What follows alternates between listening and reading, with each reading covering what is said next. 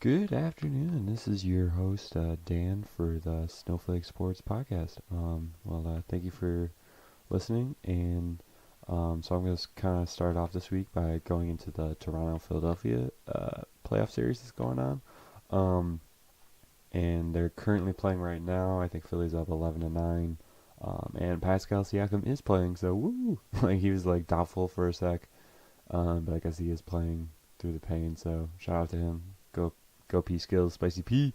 Anyway, so going to game two, Philadelphia really stepped up their game defensively. Uh, Brett Brown put Ben Simmons on Kawhi Leonard and Joel Embiid on Pascal Siakam. It was kind of strange that Nick Nurse didn't try to go more to Marc Gasol um, with the mismatch on Tobias Harris. Like, he's just so much bigger than him, and he can kind of create his own shot. He's got his little sky hook that he can do. But maybe because Mark has been struggling this series and is getting up in there in age, he's not able to carry more of an offensive load.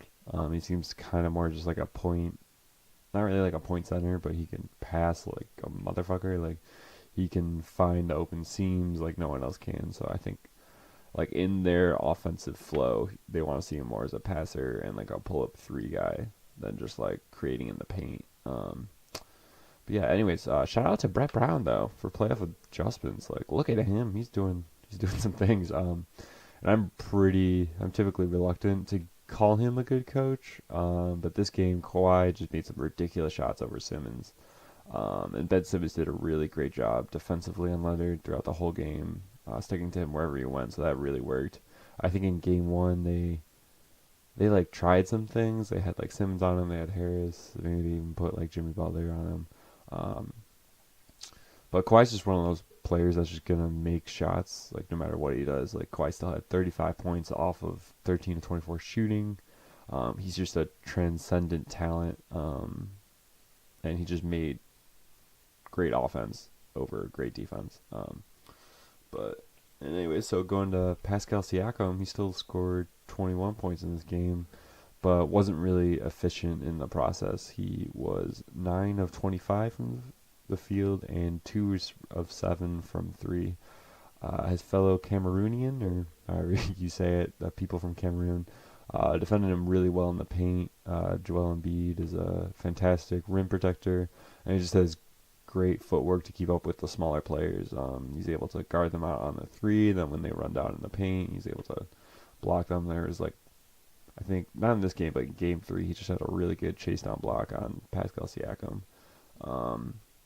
Actually, probably had a couple, but he had one that was really good.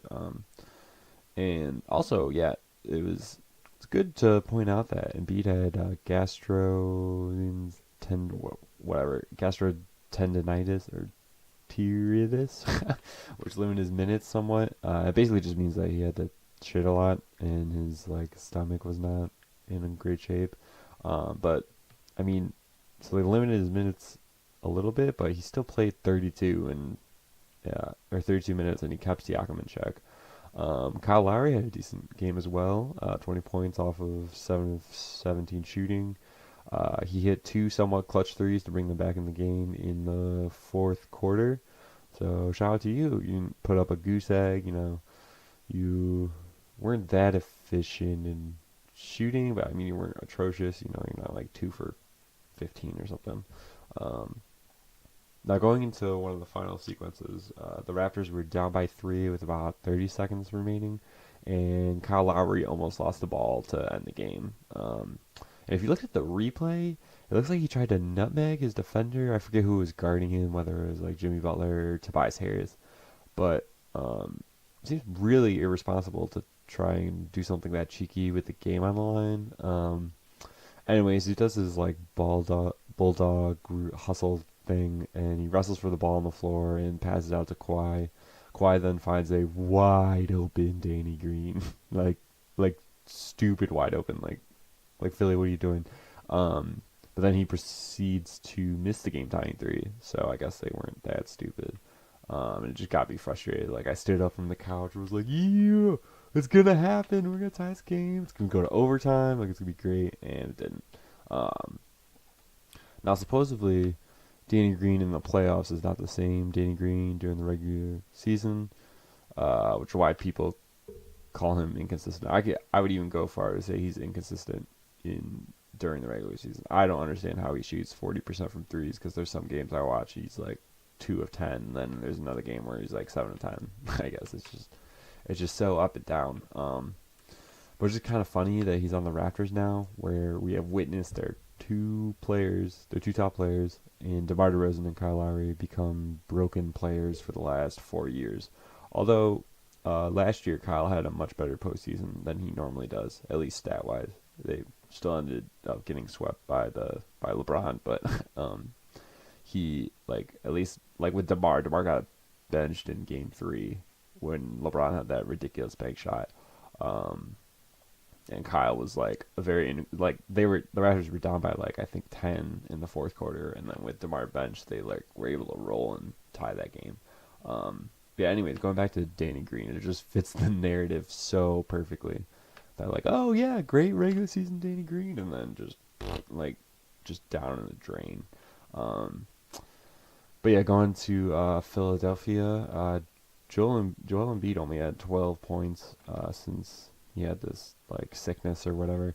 So one of the other 4 stars needed to step up his game, and that was Jimmy Buckets. Jimmy was incredible. He ended up with the game with 30 points and 11 rebounds while shooting 4 for 10 from 3. He really put his team on his back this game, with Ben Simmons only scoring 6 points and Harris only had 9. I think Redick may have been in double digits, but it would be 11 or something. And this hasn't been the first time we've seen Jimmy Butler do this in the playoffs. So if they end up winning the series, which I think they can easily do now, Philly could would really want to re-sign him, or some other team is going to offer him the max. I don't really care about all the asshole comments people say about him, that he's not a good teammate and he causes locker room issues. It seems like it's been going pretty well in Philadelphia at this time. He's not like Kyrie going out to the press and just being oh, these young players, they don't know where they've been. I used to be this fine. But yes, I haven't really seen that in Philadelphia. He did kind of say that at first. He was saying he wanted more pick and roll and he wanted the ball more often. But I haven't really seen that since, out of the first month or so. And I think a lot more NBA players would get mad at Wiggins for not trying as hard as he should be doing with the level of talent that Wiggins came into the NBA with. I think that would just genuinely piss off a lot of people. And at least in Jimmy's head, he thinks that he's the hardest working player in the NBA, and he probably is. I think I heard or listened to some podcast where he said that he that year on the Bulls where he went from third year to fourth year, where he improved dramatically. He they went somewhere, I think he's from Houston. He's from somewhere in Texas, but they just he went into a house with his entourage, and they had no Wi-Fi, no TV. So basically, whenever he got bored, he would just go to the gym, and he just sounds like he works hard a lot. But if you look at his plays, he doesn't seem like he works that hard. But anyway, so someone who is that much of a workhorse would be genuinely very mad at Wiggins. I don't really know what other team would give him a long-term deal outside of Philadelphia. Maybe if the Nets don't sign D'Angelo Russell and he moves, maybe he goes there. Maybe he's I think Jimmy's more of a once KD, Kyrie, and Kemba are signed, that's when teams are going to be oh shit, we got to we got to get Jimmy. When the Lakers strike out, they could easily sign Jimmy. But that would I think that's a good signing. He's really outperformed himself in this playoff so far. He really carried them in game 2. That game 1 atrocity against the Nets, he played outstanding. He hasn't really disappeared so much as Tobias Harris has this in these playoffs. Yeah, going to game 3 in Philadelphia on Thursday night was an absolute disaster. It was horrific to watch as a Raptor fan. He played well in the first quarter to keep it close, but then Philly pulled away in the second quarter, stretching the lead out to 11 at halftime. Then the Sixers poured onto their lead, and it really looked like it was over in the middle of the third quarter. I think it was about like a 15-point difference, but they somehow got the lead narrowed down to 8 at the end, and then brought it to 7 before the fourth quarter even started because Ben Simmons had a technical foul where he threw a shoot-around ball at Pascal Siakam. I mean, it was pretty funny just because it missed him, like it didn't hurt him. But I mean, if the refs caught that elbow to the nuts that Kyle Lowry got from him, he would have been ejected from the game. I don't think it would have really changed anything. But just a little side note. And then also, I guess just going with the refs, they Pascal Siakam, like, I think he thought he got fouled by Joel Embiid and then stuck his leg out, like tripping. That was like very uncalled for. I think they got it right though, just being a flagrant one, just because it wasn't like extreme, like excessive contact. Like he just kind of put his leg out, and I think the thing that sucks about it is if like Embiid actually got hurt or something, that would have been probably a flagrant 2, and he probably would have got suspended in the next game or something. But yeah, so going back to the actual game, the beginning of the fourth quarter was atrocious, and really could be the nail in the coffin to Kawhi Leonard's short tenured Raptor career. With Kawhi on the bench for like 2 minutes to start the fourth, the Sixers went on a crazy 10-0 run, and the game was over once Kawhi came back in. Even with Kawhi back into the game, he was not able to carry this lifeless team out of the abyss, and there was about 5 minutes of garbage time for the reserves. So yeah, they couldn't really hit a shot. I mean, they were down by 20 or so, or maybe like 17 when Kawhi came back in.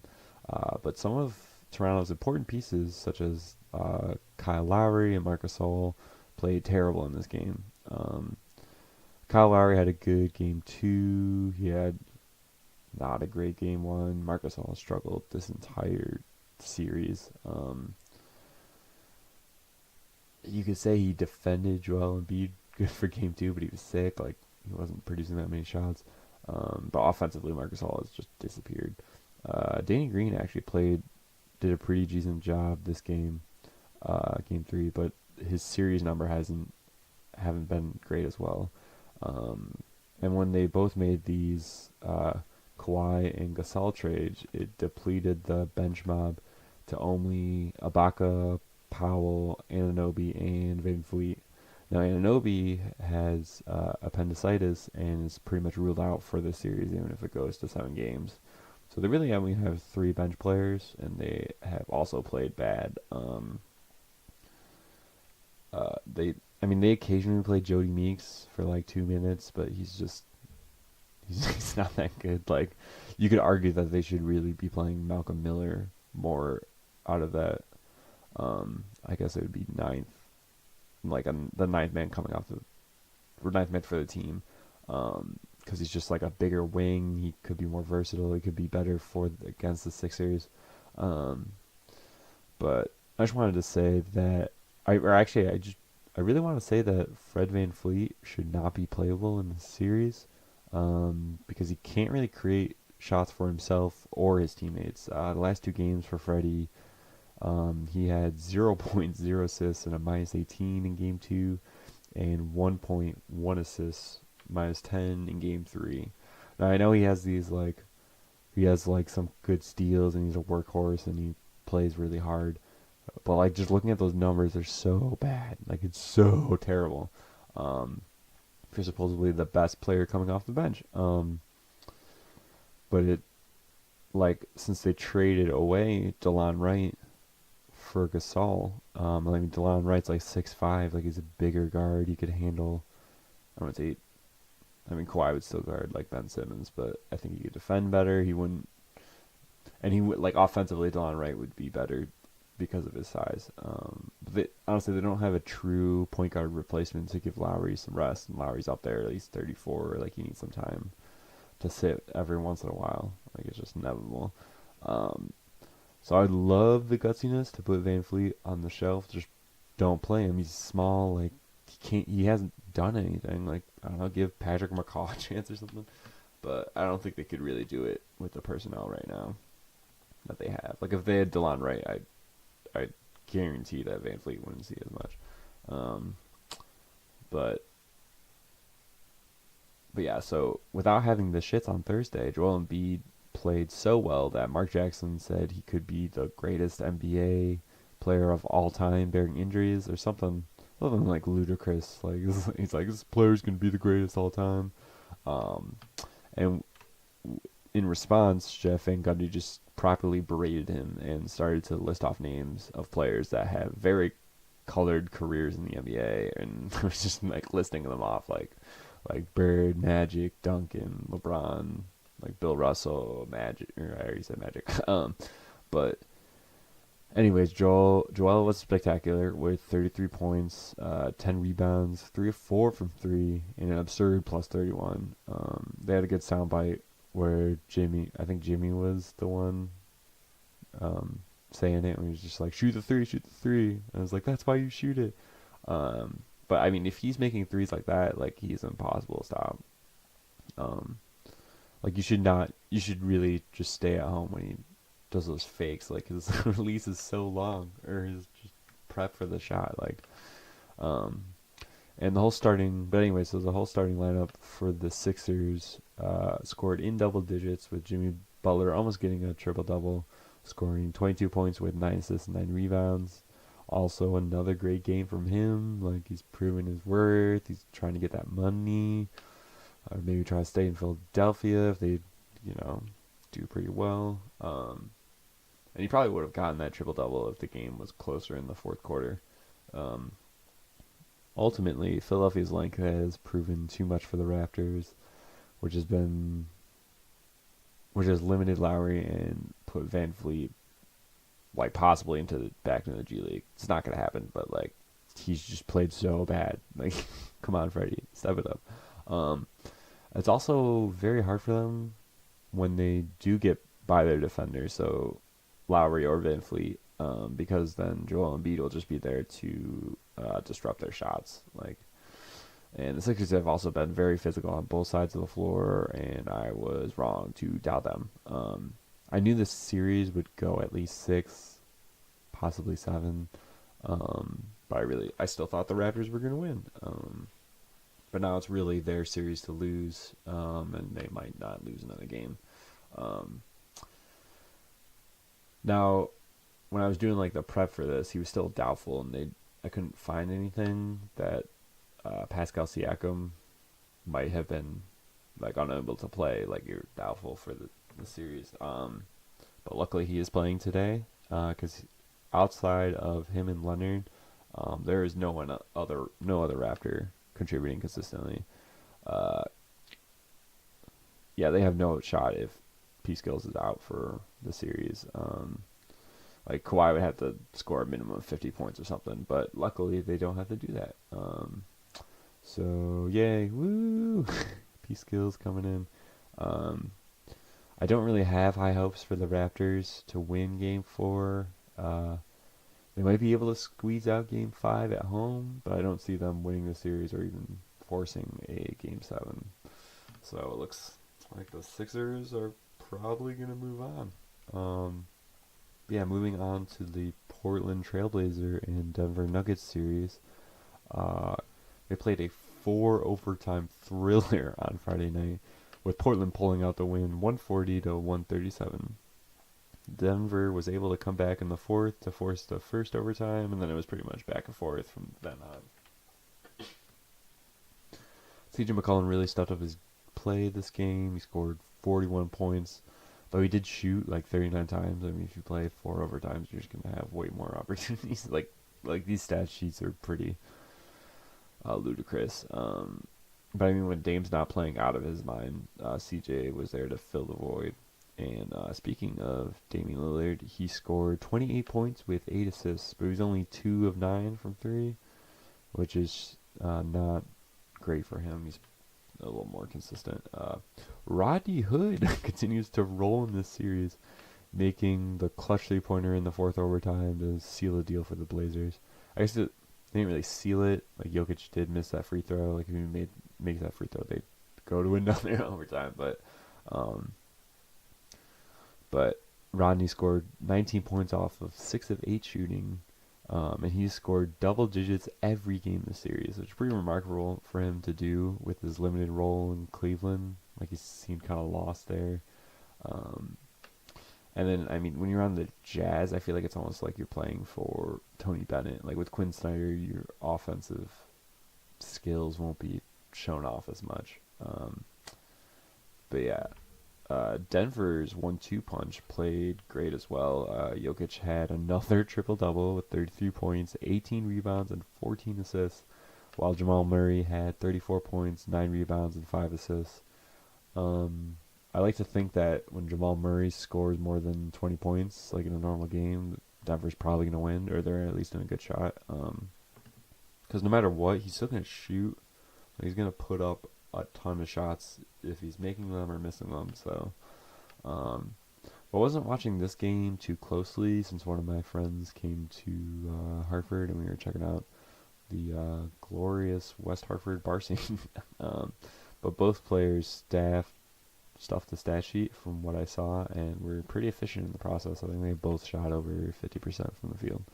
So now the series is 2-1 advantage Portland, but this series has been wildly entertaining and could go 6 or 7 games as well. I'm excited for this one tonight as well. Probably the more exciting series. I know that Houston Golden State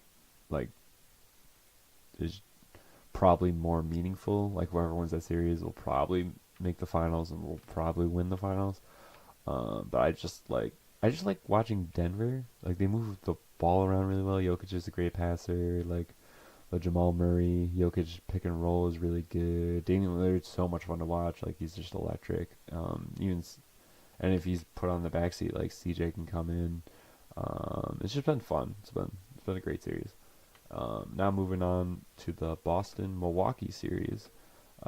Milwaukee has taken control of this series after an impressive third quarter in both Game 2 and Game 3. Game 2 more specifically, I think it was 39-18 difference. They were just pouring it on from 3 in Game 2.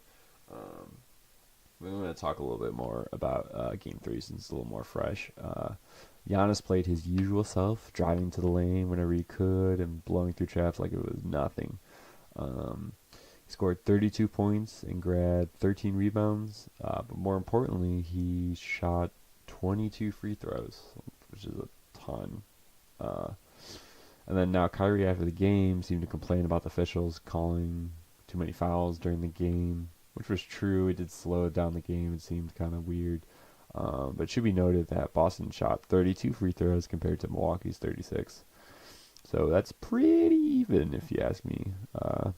He just sounded like a typical Boston fan when their team loses. Like, when they just instantly blame the officials. Like, we can't win the game. Like, when they don't, basically it's when they don't win, that's when they blame the refs. And then when they do win, they're just like, our team was better. Like, it's very annoying.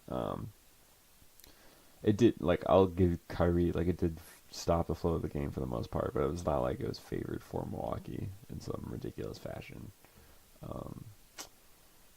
Anyways, so Chris Middleton continued to be the Celtics' kryptonite.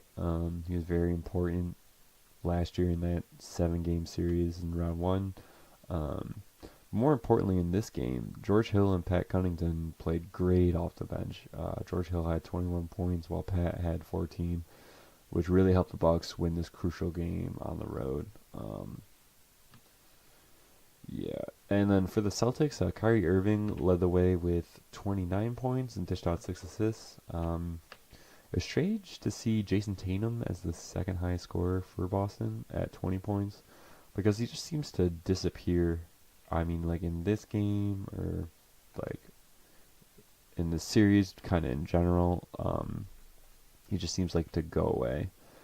He missed all of his threes and was a terrible minus 15-point differential. So maybe more defensively, he's not great. I mean, he shoots those long twos pretty well, I guess.